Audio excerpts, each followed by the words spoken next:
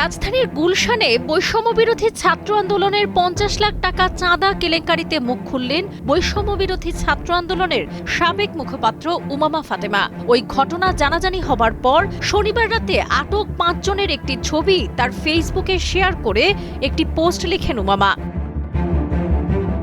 তিনি লেখেন, বৈষম্যবিরোধী ছাত্র আন্দোলনের সাথে সম্পৃক্ত ৫ জনের চাঁদাবাজির খবর শুনে আমার পরিচিত ব্যক্তিবর্গ এতটাই আশ্চর্যান্বিত হওয়ার অভিনয় করছেন যে আমার মনে হচ্ছে আমি সবথেকে কম আশ্চর্য হয়েছি। এই ছেলেগুলোকে তো নেতাদের পেছনে প্রটোকল দিতে দেখা গেছে এতদিন যাবৎ। সচিবালয় থেকে শুরু করে মিছিল, মিটিং, মারামারি সব জায়গাতেই সমন্বয়কদের ডানহাত বামহাত হিসেবে নির্বিঘ্নে প্রটোকল দিয়ে গেছে।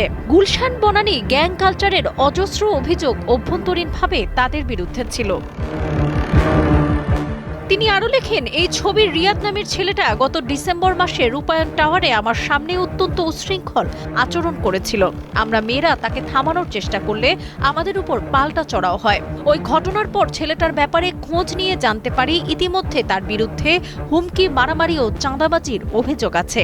আমি জেনে তখন মোটেও অবাক হইনি, কারণ ততদিনে বৈষম্য বিরোধীতে এই ধরনের মানুষজনের আনাগোনাই সর্বত্র টের পাওয়া যেত। ঠিকই তারা রূপায়ণ টাওয়ারে অবাধে আসা যাওয়া করত। কার দুর্নীতি বা অসততার ব্যাপারে অভিযোগ জানালে উত্তরে পিন ড্রপ সাইলেন্স উপহার পেতে হবে। আর আমি চোখের সামনে দেখতাম এসব লোকজনই কিভাবে দিন শেষে অ্যাক্সেস করে নেয়। আজকে এত মাস পরে প্ল্যাটফর্মের দিকে তাকালে বলার ভাষা পাই না কেন যে যেভাবে পারছে এই প্ল্যাটফর্মকে নষ্ট করেছে।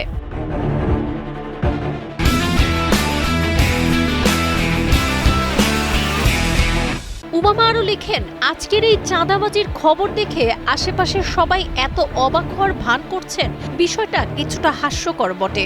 ইস, মানুষ কত নিষ্পাপ! সদ্য ভূমিষ্ঠ শিশুর মতো তারা আবিষ্কার করেছেন এই ছেলেগুলো আজ কিভাবে চাঁদাবাজি করলো। অত্যন্ত দুঃখিত বন্ধুরা, বলতে হবে এই প্রথম কোনো চাঁদাবাজি করতে গিয়ে তারা পুলিশের হাতে ধরা খেলো। ঠিকমতো খোঁজ নিলে বুঝবেন এদের শেকড় অনেক গভীরে। জানা যায়, রাজধানীর গুলশানের সংরক্ষিত মহিলা আসনের সাবেক সংসদ সদস্য ও আওয়ামী লীগ নেত্রী শাম্মী আহমেদের বাসায় গিয়ে ৫০ লাখ টাকা চাঁদা দাবির অভিযোগে ৫ জনকে আটক করেছে পুলিশ। শনিবার রাতে তাদের আটক করে থানায় নেওয়া হলে পুলিশ জানায়, সমন্বয়ক পরিচয় দিয়ে তারা চাঁদা দাবি করছিলেন। এদিকে চাঁদার টাকা নেওয়ার একটি ভিডিও সামাজিক যোগাযোগ মাধ্যমে ভাইরাল হয়েছে। সেখানে দেখা গেছে ১৭ জুলাই সকাল ১০টার দিকে একটি বাসার গেস্ট রুম থেকে টাকা বুঝে নিচ্ছে দুই যুবক। সাবরিনা কাজী, কালের কণ্ঠ।